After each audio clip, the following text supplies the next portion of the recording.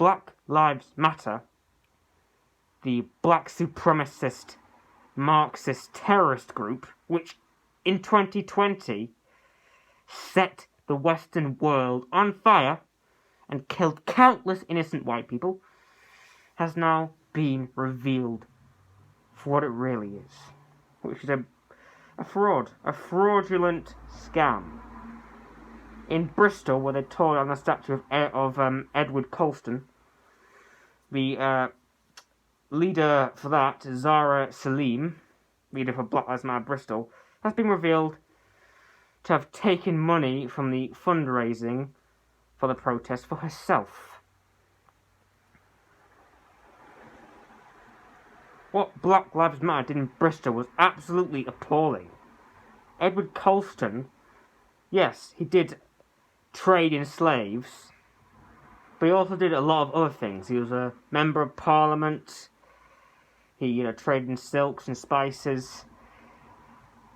He was no different to any other person in that time, and he was a local hero because in that time he did something great for Bristol. But just because of the small fact he traded in slaves, you tore down a statue and threw it in the river. Well, the Prophet Muhammad traded in slaves. Why don't you go over to Mecca and burn that down? Why do you riot in Riyadh? Because you won't, because Black Lives Matter only targets white people. Because Black Lives Matter started out as a black supremacist militant group that killed white people, that killed white police and black police alike. In 2016 and 2017, the media in America went against Blue Lives Matter, a genuine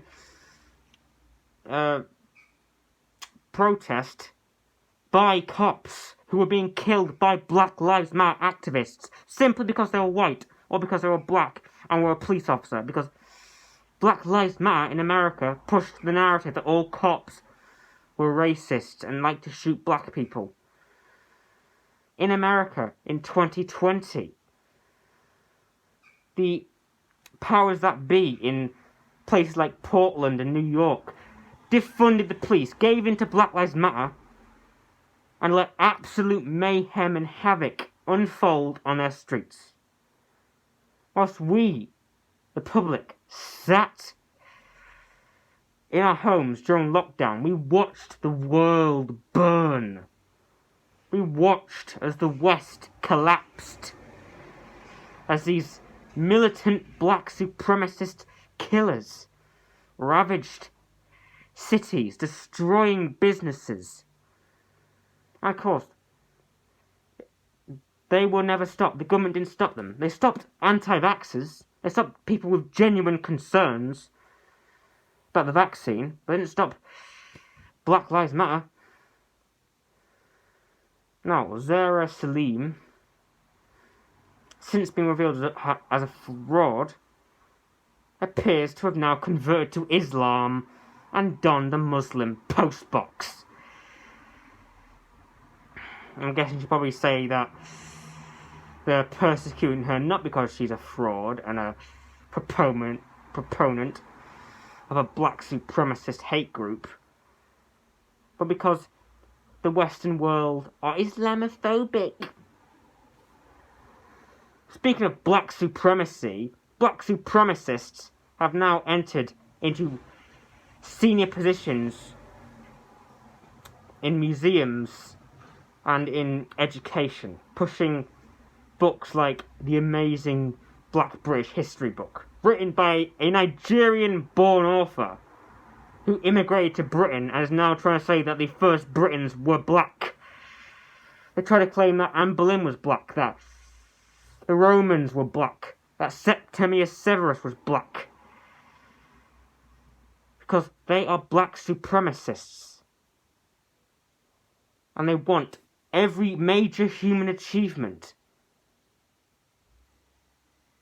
to be done by a black person. In America, they're trying to claim that the pyramids in Mexico were built by black people.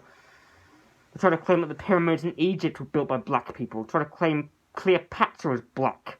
I just can't wait until they try to claim that. I just cannot wait until they try to claim that Muhammad was black. that some great Muslim was black. Just can't wait. And of course, they're also changing British history to basically say that, black people have always been here, and that we shouldn't acknowledge the change in demographics. As we all know, London is becoming less and less white. Even now, Sadiq Khan, the mayor of London, literally said that a picture of white people, white English people in England, in its capital city, are not an accurate portrayal of real Londoners. That is how diverse London is. Next, they'll be saying that Muslims have always been here, or that Indians have always been here, so that we don't notice the change in demographics. And also black supremacists, both in the UK and America and all European countries, are saying that Europe should be giving reparations to African nations. Now, in the UK, families of rich idiots, basically, who are leaders also of eco-lunatical groups, are given reparations. And I fully support this, because rich idiots can do what they wish with their own money. As long as it's not taxpayer money given to African nations, I'm fine. But at the same time, if these black supremacists want reparations, it shouldn't start with us. The transatlantic slave trade was bad, but didn't last nearly as long or wasn't as barbaric as the Islamic slave trade that even predates Islam. The Prophet Muhammad owned slaves. The Prophet Muhammad called black people raisin heads. The Prophet Muhammad sold slaves, traded slaves, owned slaves. The Quran even has an entire verse about slavery and enslaving non-Muslims. So instead of going to the West, black supremacists, go to Saudi Arabia. Go to Muslim countries. Go to places like Morocco and Algeria and places that grew rich through trading slaves during the Islamic slave trade. During the Islamic slave trade, men were castrated so they couldn't have sex, because the Muslims believed that a sexually active slave wasn't worth that much. They didn't allow slaves to convert to Islam, because that would mean they'd have freedom. So why don't you ask Saudi Arabia, ask Qatar, ask Yemen, ask all the other Arab nations that grew rich from slavery for reparations, because they've been enslaving your people for far longer than we have. In fact, when the European nations colonized Africa, we ended the Islamic slave trade. The British Navy went round the coast of Africa, stopping Muslim ships carrying slaves. We ended slavery. You should be thanking us, not saying that we need to pay reparations to African nations, not tearing down statues of our heroes, not saying that we're institutionally racist.